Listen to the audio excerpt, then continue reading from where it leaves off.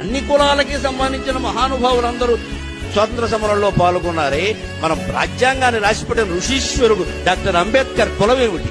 కులం కూడా మనకెందుకండి? ఆయన మహానుభావుడు, ప్రాజ్ఞుడు, ఋషి. నమస్కారం చేస్తాం.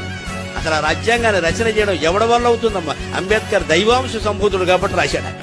సామాన్యుడి వల్ల అయ్యే పని అది. రాజ్యాంగ కమిటీకి ఆయన ఉండి ఆయన రాశాడు కాబట్టి వాడు రాజ్యాంగాన్ని మనం అనుసరిస్తున్నాం. లేకపోతే ఏముంది ఇక్కడ చెప్పుకోవడానికి? అందరికీ ఈవేళ కులాలు అంట కట్టారు, మహానాయకులకు కూడా.